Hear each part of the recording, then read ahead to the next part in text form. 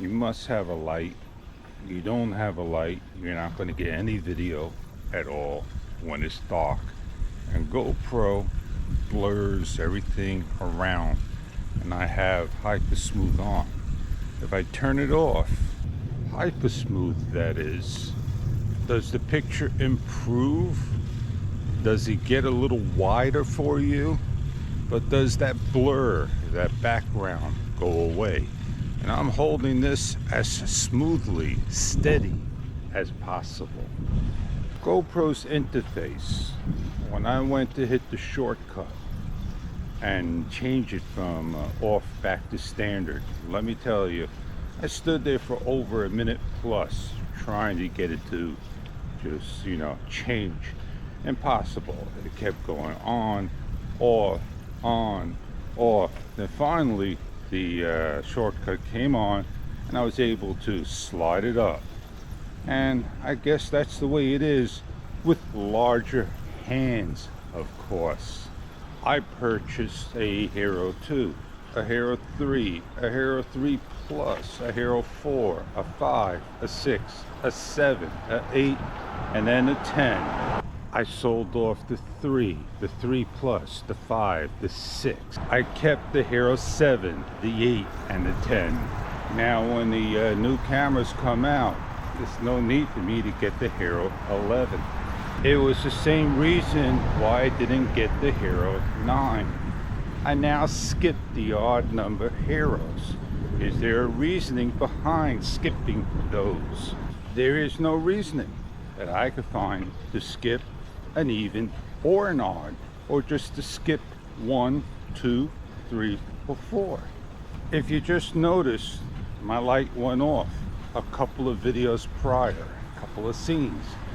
Now I should be shooting this with a smartphone. The smartphone seems to have a better ISO and setting in the camera that won't grain as bad as GoPro. GoPro, the Hero 11, is to be one of the better cameras coming out on the market. And will I be getting one, sharing one, or I don't know. Not going to improve my video, a new camera. It's not going to make me a better camera person having a new camera. Will there be improvements of the new camera that will make me want to get a newer camera to replace the Hero 10, the Hero 8, the 7, the 4? Why do I hold on to the Hero 4, which was one of the best cameras of all time from GoPro? That cost $500.49. Yes, indeed. One of the most expensive cameras GoPro ever made. If I had to add up all the funds spent for GoPro, oh yeah, I'll just make it 5, 10, like $2,500. So now you know the history of me with the GoPro in ways and what to expect for the future. I'm going to sit back, I'm going to relax, I'm going to take it easy for the next generation of GoPro. I cannot wait for a GoPro Hero 12 to come out and have a wonderful, wonderful new camera then. And that is going to be a year later. But what's going to happen if the Hero 11 seems to be the ultimate camera?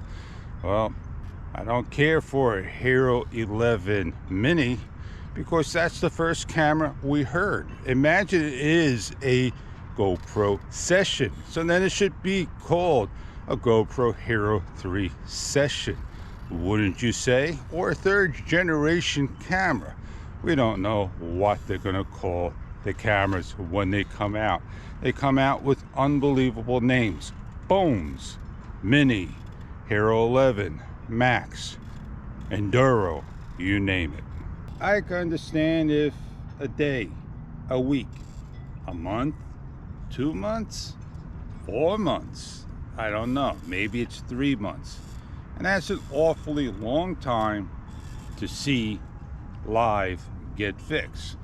Well, we're going to wait to see how much longer they come out with the next app, or 2, or 3, or 4. because soon as the next application, app version 10.22 comes out, we all know that's going to be about preparing your GoPro, the Hero 11. And for sure, it's not going to be live at all.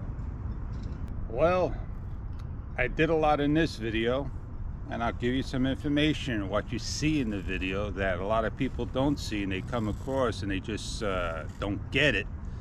And we have a light right here. It's called the Andy Sin LED light. It's very small, very compact. Excuse me while I get my pump. And the light does a great job. It lights me up at nighttime, 3-4 feet, and it gets me the video. But with GoPro in the background, it blurred, so you have two things there.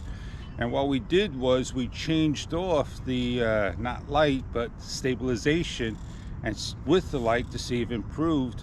And then of course the light did go out and everything's back with hyper smooth, but we didn't turn off stabilization because it's getting brighter as we speak.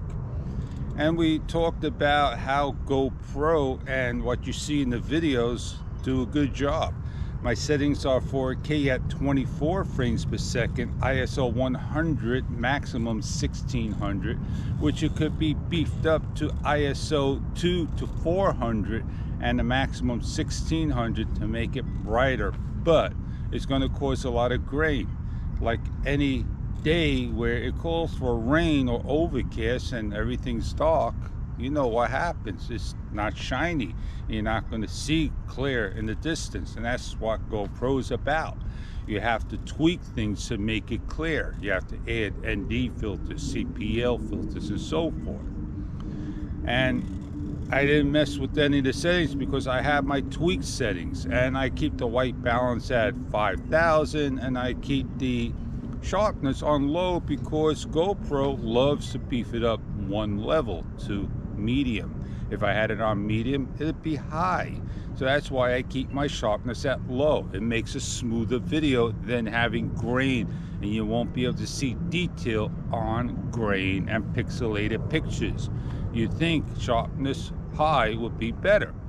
Well, I hope you get something out of this video. This is my 3-minute talk because when that screen goes out, I'm going out.